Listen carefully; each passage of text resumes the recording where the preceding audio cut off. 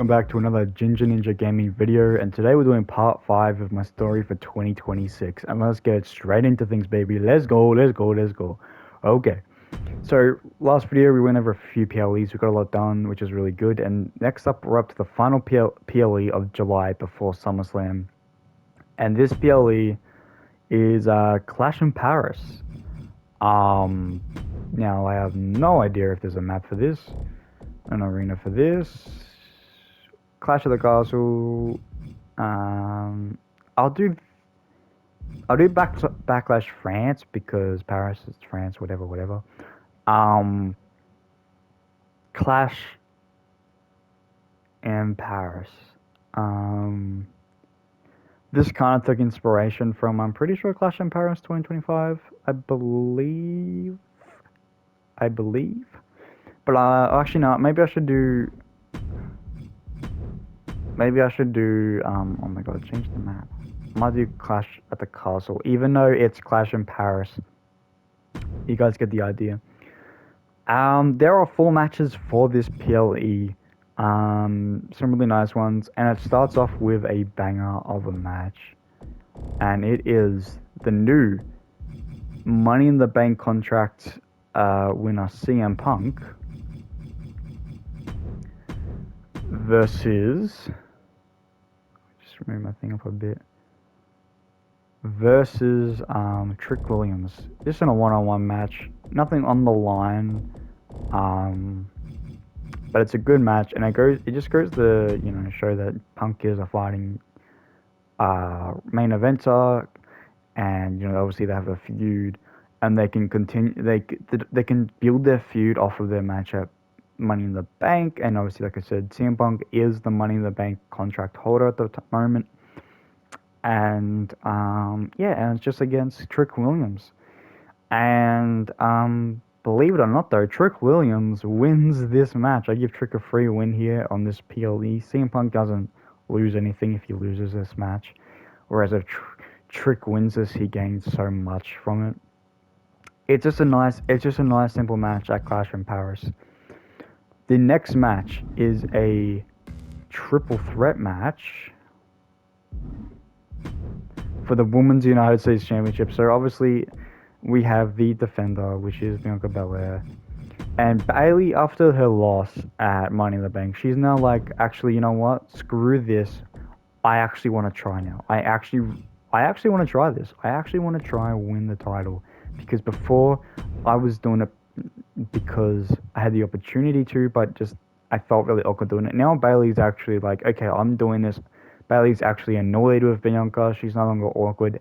It's what the last match should have been. But the last match, obviously, I'm glad the last match went how it did go at Money in the Bank, because it shows story and character development, etc. And the third definitely needs to be featured, and it's Liv Morgan. I actually have Liv Morgan in this.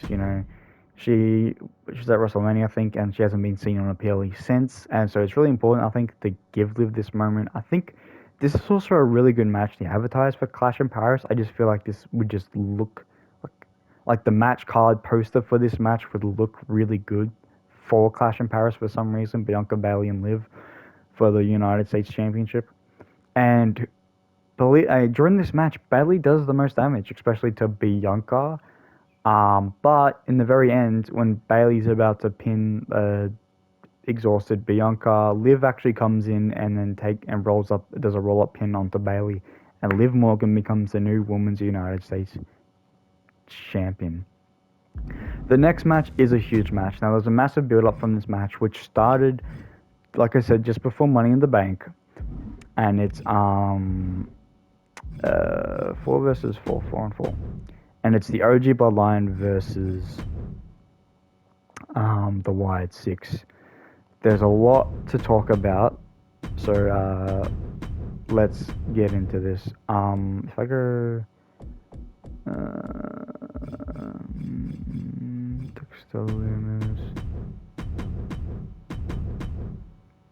Uncle Howdy. Nikki Cross is there on the side doing her thing. Don't mind her.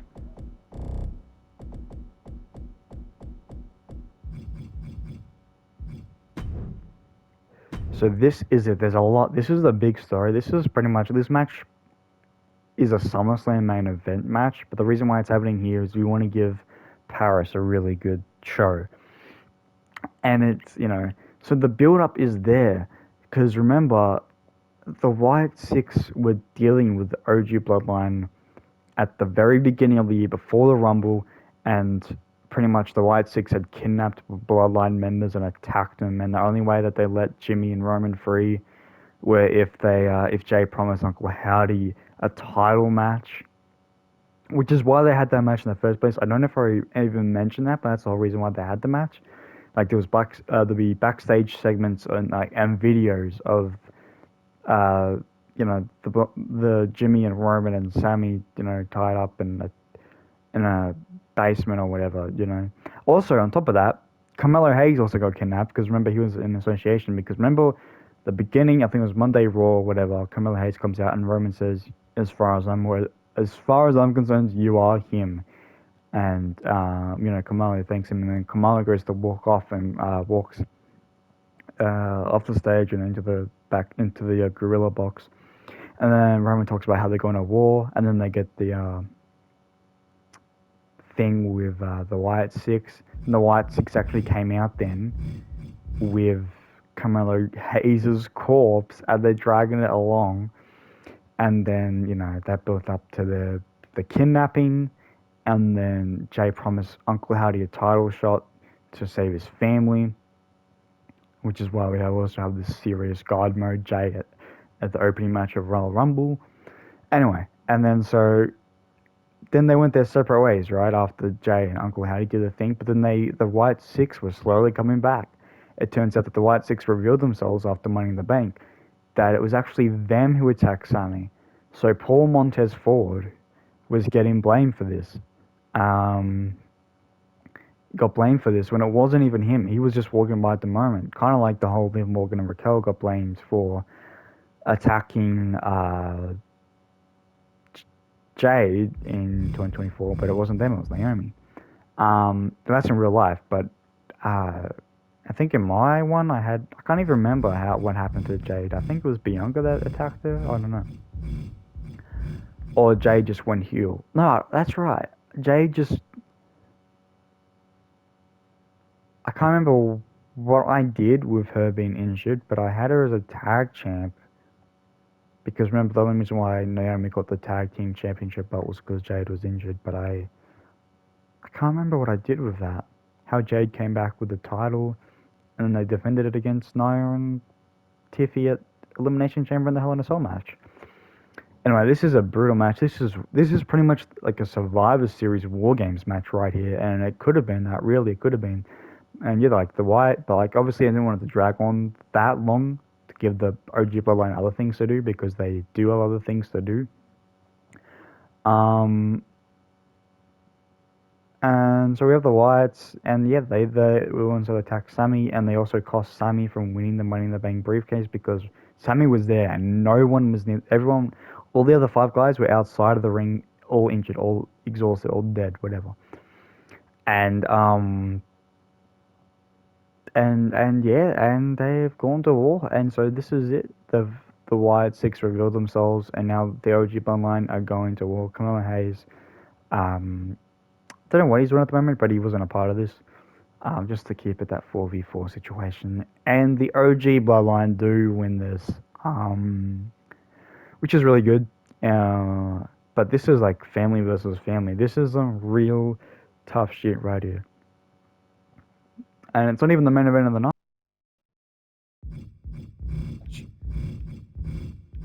And yeah, Roman ends up getting to pin Uncle Howdy. Roman pins Uncle Howdy.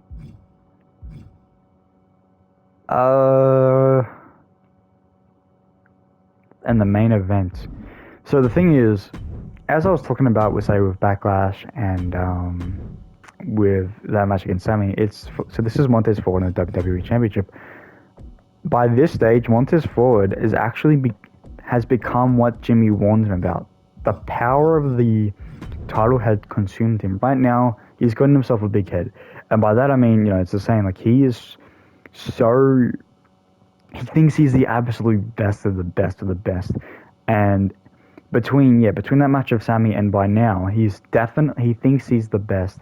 He's now selfish. He doesn't care about others, and he thinks he definitely is beyond deserving of this title, and that he is the best. Etc. You know what I'm trying to say? He's changed. He's literally got this whole new alter ego of himself, where he's become like a douche, and and he's stopped communicating with Dawkins because he's like Dawkins isn't important. This title is important. Anyway, the main event of Clash in Paris is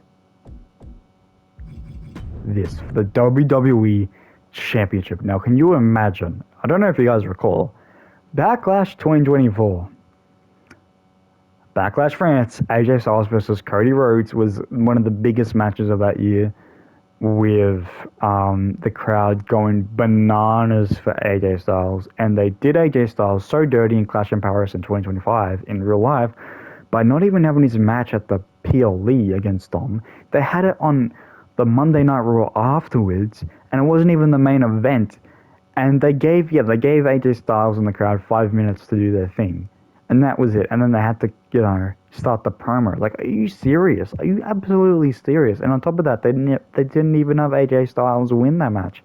And I absolutely love the build up with AJ Styles pretending to be all these different people to like get close to Dom. Like he was the usher, the cleaner, the doctor. Like it was so cool, so funny.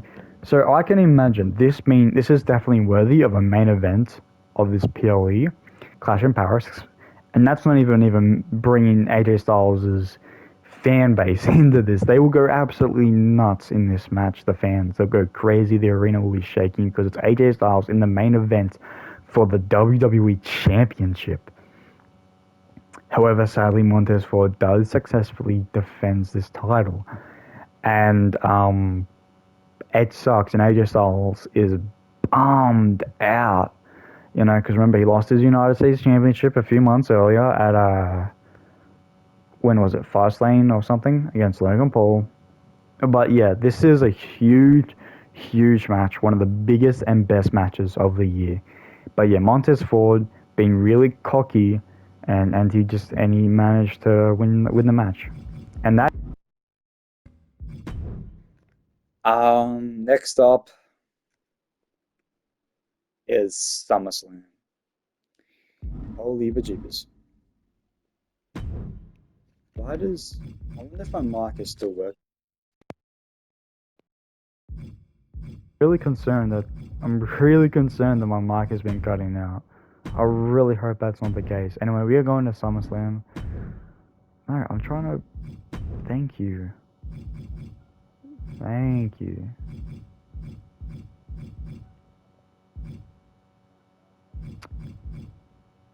Where you at, boy? Which SummerSlam we doing? Okay. First match. So night one of SummerSlam, opening match, 2026 SummerSlam, is the following match. It is Logan Paul defending his United States Championship against the returning. Oh, he's not even going to be in this game, is he? Oh, for God's sakes, man. It's Matt Riddle. The return of Matt Riddle. Matt Riddle he comes back. He's returned for a little bit, does some work here and there. And he's returned, and he's going against Logan Paul for the United States Championship match. United States Championship. I can imagine this being an excellent, entertaining match as hell. Crazy good. This is Logan Paul, like one of the best athletic wrestlers, not just in the current WWE, but in the history of WWE. The moves this guy is pulling off is unbelievable. And he defends this title against Matt Riddle, and Logan Paul successfully retains his title. The next match, there is a build up to this match, so I'm going to go over it. It is for the World Heavyweight Championship. And here's the thing, so up, and because Randy Orton hasn't defended his title since Money in the Bank, so last month, but even just before that, the time before that was WrestleMania.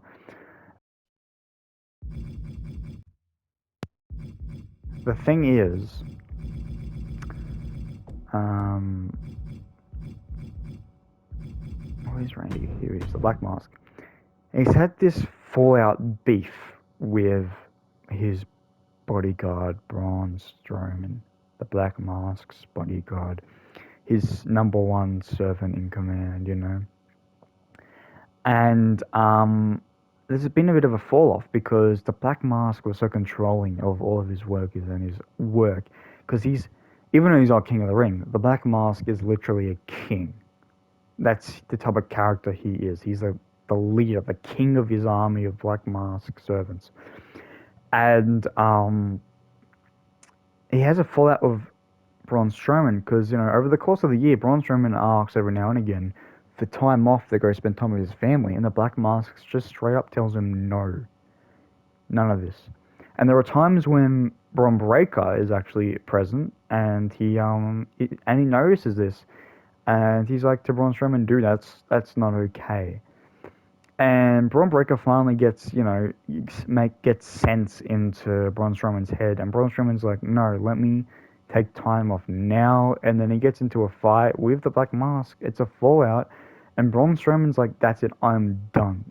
With the convincing of Braun Breaker, Braun Strowman's done, and he's like, "I'm out, I'm done," and so at least.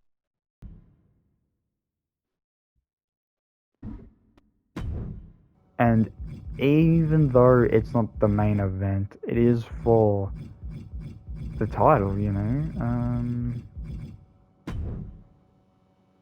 for the World Heavyweight Championship. It's the Black Mask versus his ex bodyguard, ex servant, the Braun Strowman. And it's a brutal match, but the Black Mask destroys the life out of Braun Strowman because it's personal. Also, I should mention that the poster art for this SummerSlam is like a black stony palace, and it's a throne, and there's some rocks, and there's a like made out of sorry, this black marble type design for the walls and for like the front, and it's in this room, and it's a throne, and it's not even, and there's a couple of odd steps in front of it, and there's the Black Mask sitting. We're leaning forward a bit, or leaning to the side with one arm on his knee, like leaning against his hand, on the throne in this black marble palace in this inside. Um, it looks sick. I can imagine that being an excellent, clean physique of a just a like holy crap, an aura-filled poster for SummerSlam. Anyway, the Black Mask ends up retaining his title and beats the living crap out of Braun Strowman, and Braun Strowman's gone. That's it. That's the end of the day. So, the Black Mask is still the World Heavyweight Champion. Liv Morgan defending her Women's United States Championship. Um, Against, keeping her on the main event scene, everyone, it is Charlotte Flair. And it's hard because I do need to give Charlotte Flair. I need to keep her somewhat in the main event scene. If Charlotte Flair, or in a title scene, or just any scene, or just the thing is of Charlotte, she needs to be at a chunk of them because of her career in the past and everything. This is the only option. And so, despite her having a massive loss record this year, you know, it's still something big to be on this event. And I can imagine Liv Morgan versus Charlotte Flair being an excellent, star-studded, entertaining match. Next up is a big match, and with a big feud. And it's this. Um, Seth Rollins is in a match here with someone that actually hasn't been. I haven't really booked him for anything prior to this. It's Seth Rollins versus Kevin Owens in an ambulance match. And there's a Seth Rollins loses at Money in the Bank. It gives him that good solid month to build up to this feud. And I guess Kevin Owens, I guess he's been absent since his loss at I don't know if he wrestled at WrestleMania, but his loss at the end of last year against uh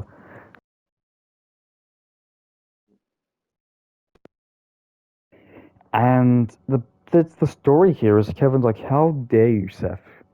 Because obviously Seth Rollins shook hands and hugged and had a special moment and has come one with Roman.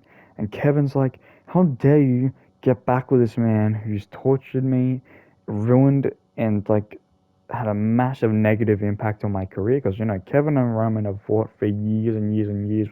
Kevin versus the Bloodline, it's one of the most, when you think of the Bloodline, especially Roman Reigns, the OG Bloodline, you gotta think of Kevin Owens because he's one of the biggest rivals, one of the biggest enemies that they've dealt with for years and a long time. And even before Roman Reigns was, the Bloodline Tribal Chief, when he was the big dog, they were fighting. I remember they had a match at Roadblock 2017, I believe. Um, and yeah, this is an ambulance match because it's brutal, because this is heated, because Seth's trying to explain that Seth has noticed that Roman has changed and Roman's good now. And he is a better person, and he has changed and he's earned his spot, doing winning the crown. He's deserved it because he's now changed. And Seth's willing to be with Roman now. He's willing to be brothers again because Roman's changed and he's gone good. And Kevin doesn't believe Seth. And so there's a stipulation with this ambulance match. If Seth wins, KO leaves for a while. So Kevin Owens is like, I'm willing to sacrifice a chunk of my career for a while if I don't beat you, Seth. And if Seth wins, he has to attack Paul Heyman. Because Paul Heyman's still a part of this. Paul Heyman's still the wise man to the OG bloodline. How could you forget that? And sadly, this is a brutal match. You can imagine the pop-up power bombs on top of the ambulance, the pedigree or the stomp on top of the ambulance, being thrown into the ambulance. But Seth wins, and so that means KO has to leave WWE for a while. The second last match for is for the Women's World Heavyweight Championship. Women's WWE Championship. And here we go. So, because I'm pretty sure in this I had it that you could choose who you went after. Some years it's like you go for the title that's assigned to your show, like what they actually do. But in this, I think I let them choose. And so Rhea Ripley is obviously Queen of the Ring winner. And she's going against, obviously, the champion, Naomi. I can imagine this being oh, crap, she was right there. I can imagine this being a really nice match. Something delightful to see, something that you wouldn't normally see. And I think it's just a cool matchup to think about and have. And this is for, obviously, the Women's WWE Championship. Rhea comes out, she's wearing her cool crown or whatever. She's the queen, remember? But here's what happens. During the match, Carmella cashes in her briefcase. She knocks out Rhea with it, and then knocks out Naomi and goes to pin Naomi. However, Sasha Banks, dressed up as the referee, comes in the ring and only taps twice. So let me explain.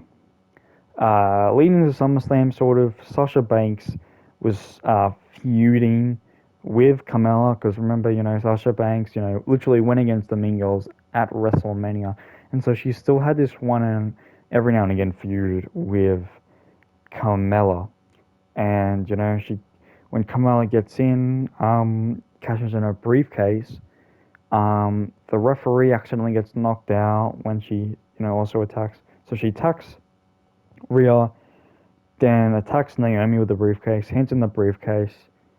But also somehow when the referee gets attacked, I don't know how, and then she goes to pin Naomi, but then She's like, "Where's the ref?" And a new ref comes in, and it's Sasha Banks dressed up as a ref, and then only taps twice, and then Carmella realizes what it is, and then Sasha attacks Carmella, and then Sasha puts, because they used to be friends, Naomi on Carmella, and then taps 1, 2, 3. So Sasha Banks ends up tapping 1, 2, 3, as Sasha Banks helps her friend out Naomi by putting Carmella's body underneath Naomi, or putting Naomi over Carmella. And that's the match. So Naomi retains the Women's WWE Championship. The main event match of Night 1 SummerSlam is a tag team match, and very similar to the main event of Night 1 WrestleMania. It is Cody and Brock defending the WWE Tag Team Championship belts.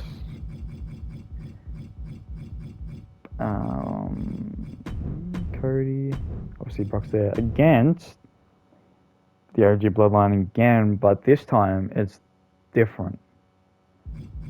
This time it's Jimmy Uso again. He's still got that feud going on with Cody, you know? But also, now that someone's back and no longer injured, it's Sami Zayn. Can't remember why I didn't have Jey Uso in this spot. I think he may have been just injured from, say, the Clash in Paris match or whatever. But regardless, Sami and Jimmy have decided to team up, become a tag team to take on Cody Rhodes and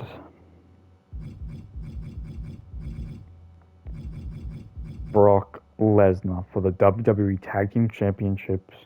Remember, this is the main event of WrestleMania and SummerSlam Night 1, and deserves to be because Cody, Brock, Jimmy, and Sami are all definitely WrestleMania main eventers. So this is definitely going to be a SummerSlam Night 1 main event. And Sami and Jimmy win. It's the massive build up in the match, kind of like how Sami and KO managed to slowly build up and pin Jay and Jimmy at the main event of WrestleMania Night 1 in Hollywood. And yeah, it ends with, you know, this awesome moveset where Jimmy and Sami do a 1D to Cody or Brock to Brock. No, to Cody, sorry. So they do it to Cody, and then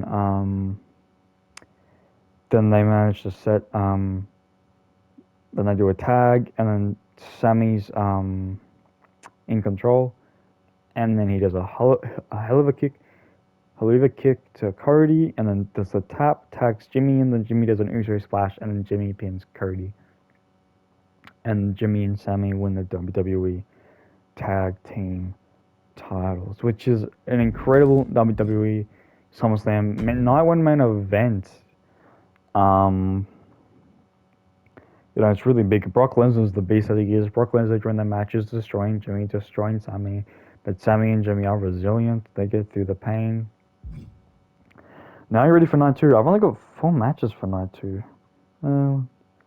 But I had 6 for night 1. But I've got 4 for night 2. But these are big matches. We have a tag team match, and it's not even for the women's tag team titles. I'm just trying to figure out why they're not.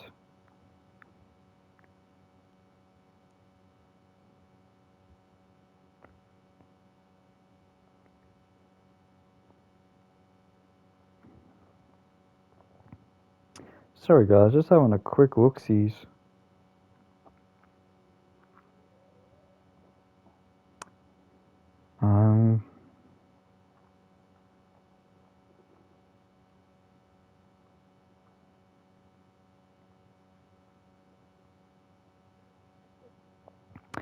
Actually, I will just change it up now. I might as well, and I'm gonna make it a triple threat tag team women's tag team.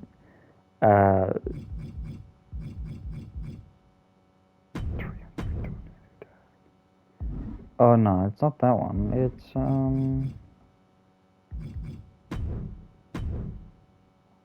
It's not that either. What am I? 3 tag teams, please. Here we go. for the women's tag team champions. Now, this is an interesting match. It's SummerSlam. I want to keep the summer theme. I want it to be present in this. So obviously, let's get the champions going. Cara Jade and Roxanne Perez. They weren't originally in this match. I'll let you know. But I don't know why they weren't defending these titles at SummerSlam. But they're going against the Meta Girls.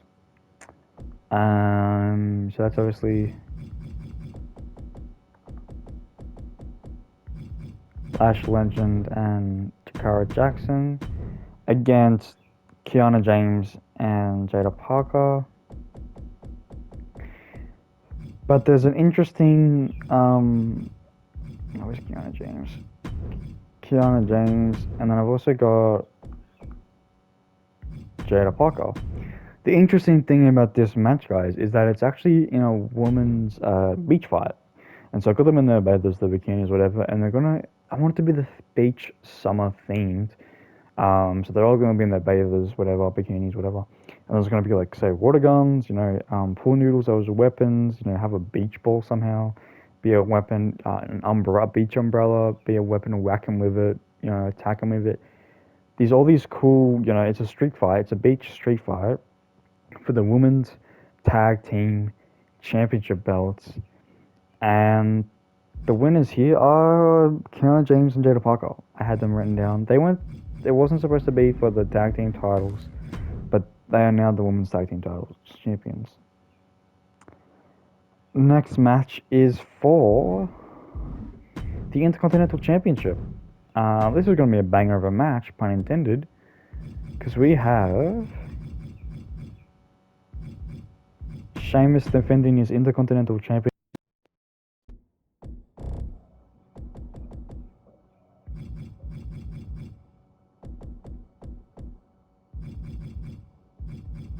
Gonna find him, Solo Sikoa. And Solo Sikoa wins the Intercontinental Championship here, guys. It's a pretty big deal. Sheamus loses his title, but he had a nice run. He had a couple of title defenses, WrestleMania and Backlash. And I'm sure he would have, there would have been a Raw feud. He would have obviously defended it between May and August. Or at least had a feud with it, I don't know. Next up is for the next match is for the women's Intercontinental Championship match, and this match has a really good build up. So obviously the champion is Zelina, and the person she's been feuding with, and she's been feuding with them for a while now, is Ivy Nile, and this Ivy Nile situation has gone out of hand. And what Ivy's been doing is she's been attacking Zelina when Zelina's vulnerable or not prepared or not ready.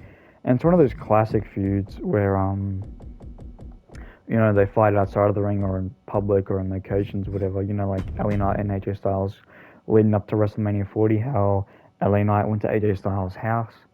The same thing happens here. So Ivy Nile, Ivy Nile really wants this title, really, really bad.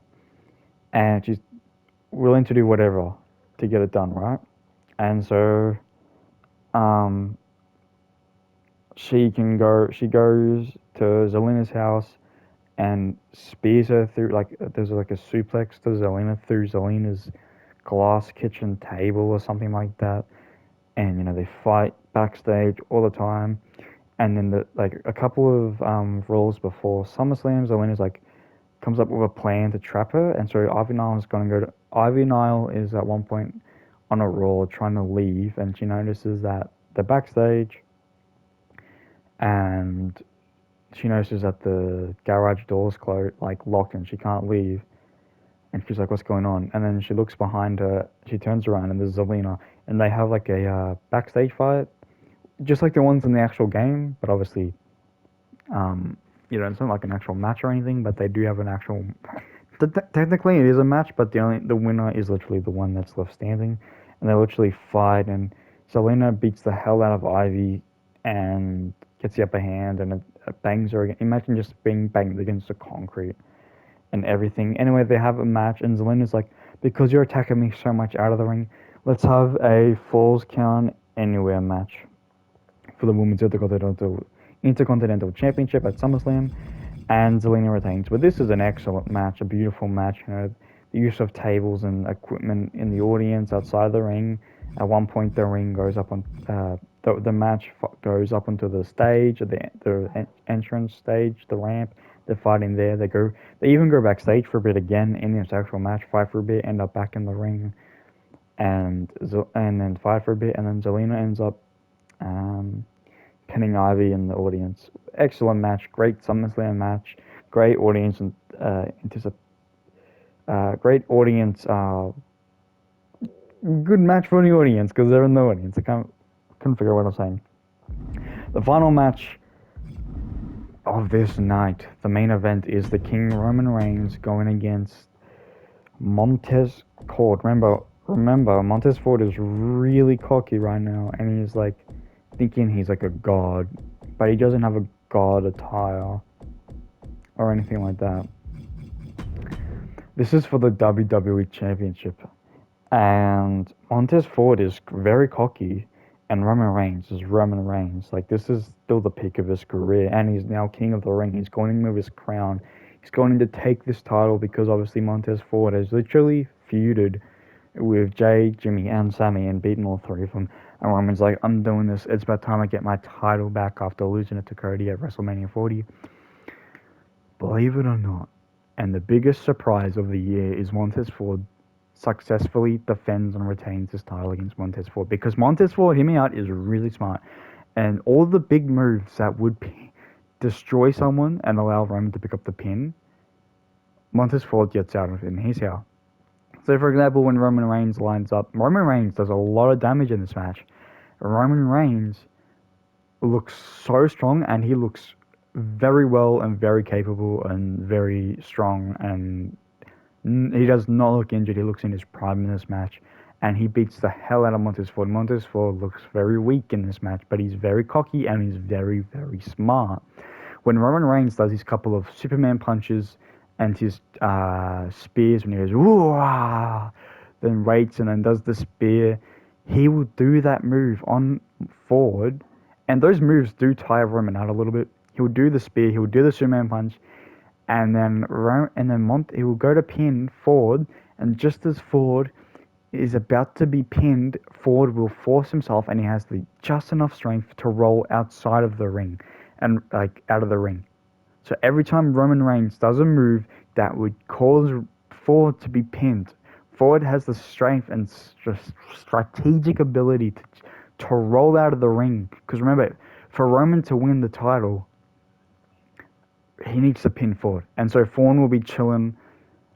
He'll be very injured, and he'll be like, Ford's corpse will just be outside of the ring. And Roman then has to tire himself out by keep leaving the ring and keep grabbing Ford and throwing Ford back into the ring to try to finish him off. They do this not lots and lots of times, but they do it 2 to 3 times throughout this match. Like, Ford will take a spear or a Superman punch, and then he'll just roll out. And then the way Ford wins this match is by fighting Roman Reigns outside of the ring. The 10 count starts to happen, and then just as it hits 10, somehow Ford hits Reigns with a big good punch or something, and then jumps back, and Ford will quickly jump back into the ring, and then Roman Reigns gets counted out. He's outside the ring for more than 10 seconds, and he slides back into the ring at 11 seconds, but it's too late. Ford quickly then rolls out of the ring again, like most heels do, and he escapes, and he's like, yes, I've won, and he escapes, because Roman Reigns is still okay. He's still strong, and he's not weak, and he didn't get pinned, but Roman Reigns lost because of the count out, which is a huge deal. And Montez Ford, in the main event of SummerSlam, strategically beat Roman Reigns and successfully defended his WWE championship. That's a big SummerSlam. Oh, I have just scrolled down very far. I don't know what happened here.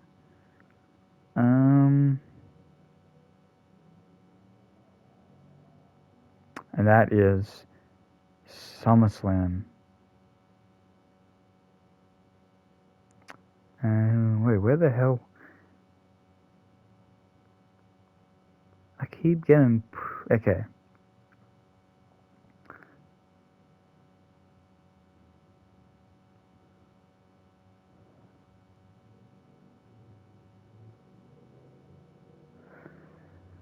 So now it's September, and there's a PLE in September. It is Night of Champions, and everyone now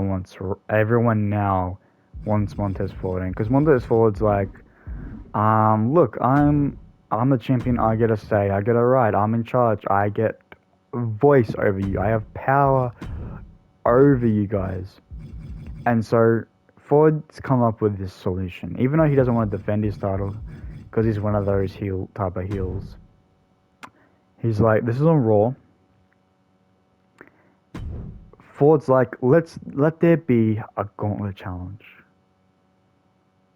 and the winner of the gauntlet challenge will face me at Night of Champions, and they will lose the Night of Champions to me because I'm such a cocky jerk, whatever, blah blah blah blah blah.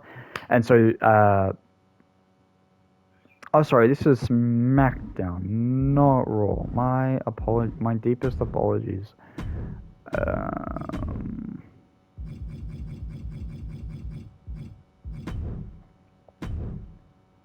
Okay, and so they do qualifying matches for the gauntlet match, and then there's the gauntlet match the next week. So, the first qualifying match for the gauntlet thing is because there's heaps of people calling out for. There's AJ Styles, there's Roman Reigns after that disgusting finish of a SummerSlam main event. LA Knight really wants a shot. Jacob Fatu wants a shot, you know. So the first qualifying match, and these are like excellent matches, may I say.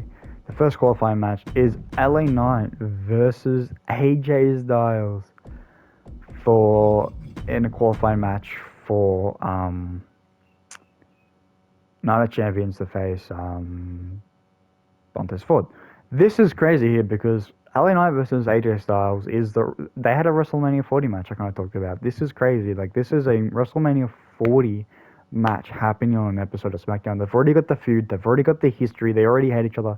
There doesn't need to be a build for this qualifying match. But just in general, qualifying matches don't necessarily need a feud. They don't need a story because they're a match that's building towards a story. Anyway, this is the first qualifying match on an episode of SmackDown, and the winner here is LA Knight. So unfortunately, AJ Styles doesn't get a second chance at the title. The next one is Roman Reigns, the King, versus, he's not in the game, Rusev. Roman Reigns versus Rusev in qualifying match. You can imagine that is crazy. That is a heavy hitter. This would actually be the main event of the night. I don't know why it's in the second order. This would be the main event of the night. Roman Reigns versus Rusev. Roman wins this, but it's a brutal match. Rusev pushes Roman, to his physical limits, etc.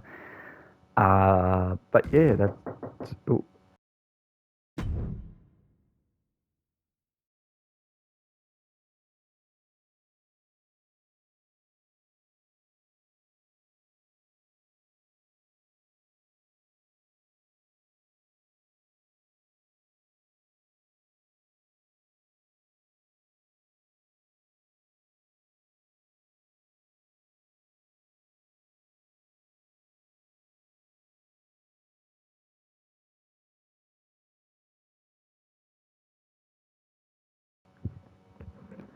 Sorry about that, guys.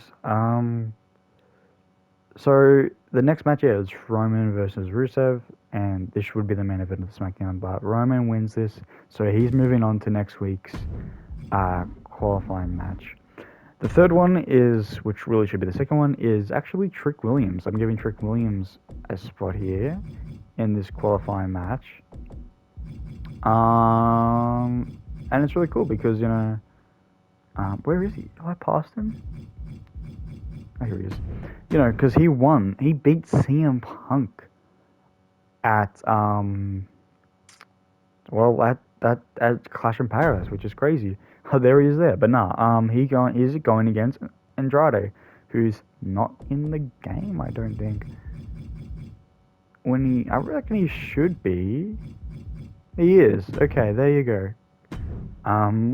Because he wasn't in 2K24, I don't think. And then he dipped in 20. He got released in 2025. Um,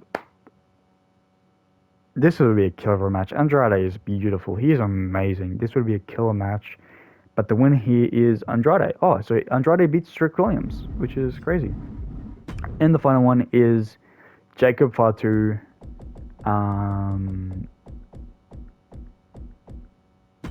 Going against Shinsuke Nakamura. Remember, Shinsuke Nakamura had a big 2025. He had the US title for a bit, won that Hell in a Cell match. And then I think lost to Finn, the Demon Finn, in that Hell in a Cell match. Not Sami Zayn. What am I doing, guys? What am I doing? Shinsuke Nakamura, and the winner of this is Jacob Fatu. So this is going to be a hell of a gauntlet match for next week's SmackDown. So let's go over that. The next week's SmackDown.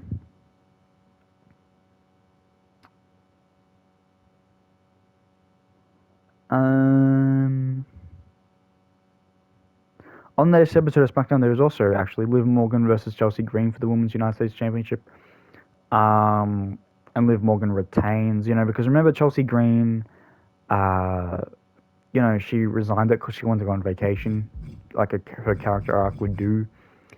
And so she's just coming back now from a long vacation, and she's like, I want the title. So Liv Morgan retains on this episode of SmackDowns.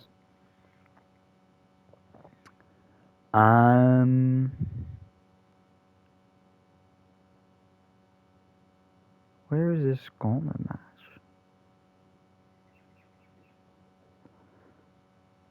Okay, here we go. So the first round for the gauntlet match is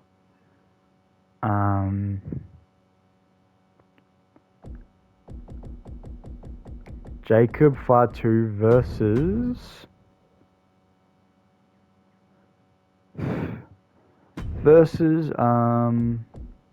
Andrade. And Jacob progresses. So unfortunately, Andrade is no longer in. The next one is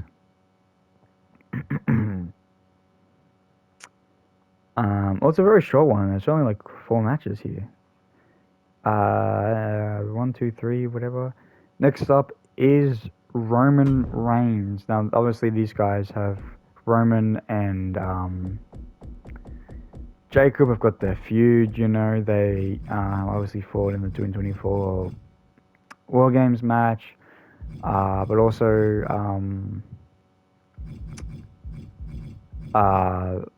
also the Intercontinental Championship match. I think it was 2025 Money in the Bank that I had in the story. And Roman wins this, so he progresses. Next up is the final one, because I've only got 4 matches in this. Does that make sense?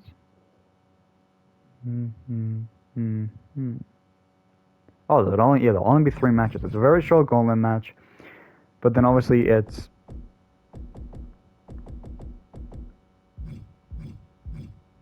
LA Knight versus Roman Reigns, and LA Knight somehow wins, beats Roman Reigns, which means that he's the contender, and he's going to face Montez Ford for WWE Championship and Night of Champions. This really, really, really cocky Montez Ford.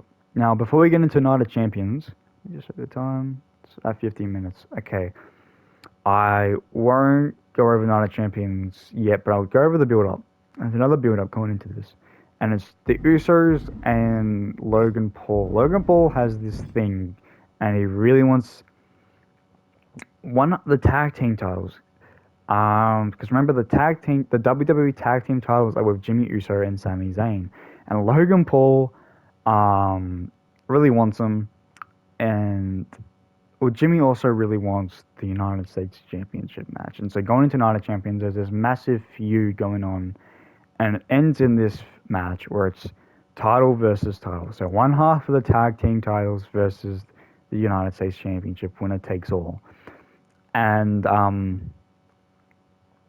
And it's really funny how Logan does this. He's not scared of the bloodline, and he's really funny. He takes advantage. He goes into the bloodline clubhouse. There are episodes where he keeps somehow sneaking in, like over the weeks between SummerSlam and Night of Champions. Even before SummerSlam, I think they started this feud with Jimmy, even though Jimmy obviously didn't win the tag team titles until SummerSlam. The feud started with Jimmy before SummerSlam to allow multiple weeks to really create this thing going on.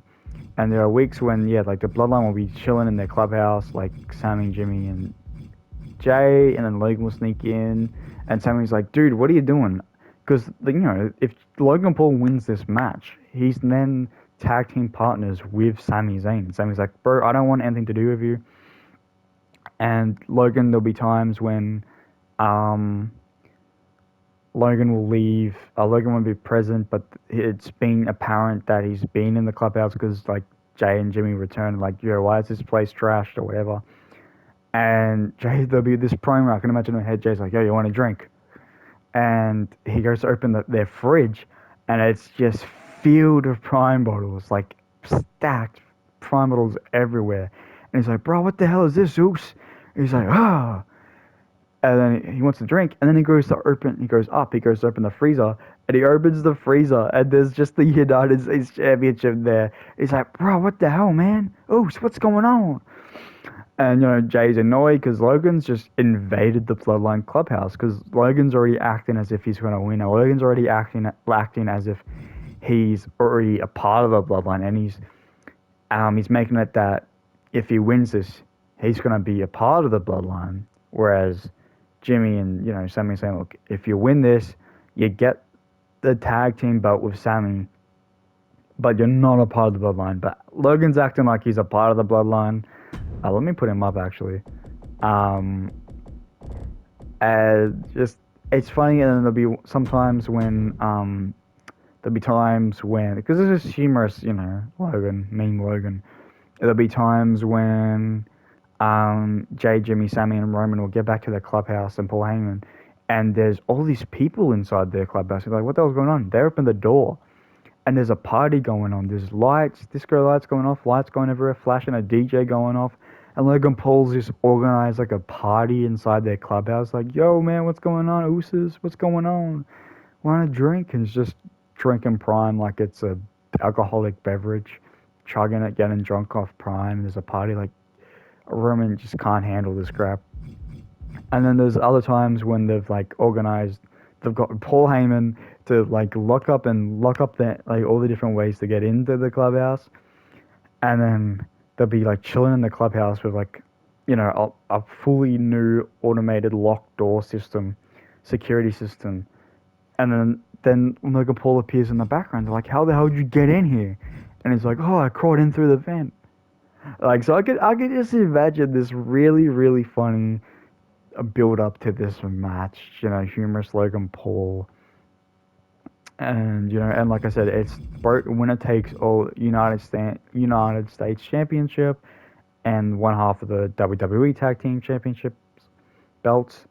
And it's more than that really if you think about it. It's like if Logan wins, it's the bloodline's at stake here because then Logan's in the bloodline, or at least taking the bloodline's titles or being with Sammy.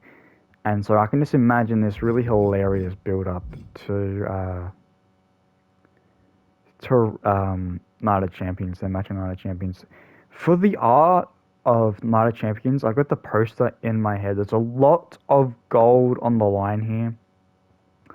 And so I can imagine three people in the main center being the Black Mask, Randy Orton, um, Naomi with her Women's WWE Championship, as well as Montez Ford with his WWE Championship. So those three are in the center of the poster, whatever, in like a triangular formed pose thing. And then up in the, like above them, but behind, but above. So like their legs are behind them and waist up, you can see Logan Paul holding up his United States Championship on the left, like as if he's like celebrating it after a victory and when he's like on the top rope. And the same thing with Jimmy Uso with he is half of the WWE Tag Team titles, and he's holding that belt. That is the poster. Even though Rhea Ripley's on this match, and I was thinking of adding her in with her queen crown, her crown. I'm like, nah, I won't have her on. I'll just have the gold. So I think with a gold background, not a champions label, then it's, yeah, the black mask in the middle. Then next to him is Naomi and Ford. They've all got their three titles, and then in the background, but above them, but slightly smaller, in the background above them is Logan on the left with the United States Championship, and then Jimmy on the right holding the one half of the WWE Tag Team titles, also while putting his hand up and his finger up, acknowledging the bloodline. I think that's an excellent poster. Because I have all these posters in my head, and I really want to get Photoshop so I can actually create these posters,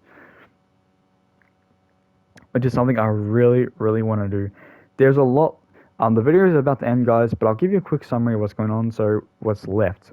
We have Night of Champions, which is September, the PLE, which I'm about to talk about. There's a couple of stuff happening on Raw and SmackDown afterwards until October, until we get to Franchise Wars, which is the PLE Raw versus SmackDown. And then we have Crown Jewel in October.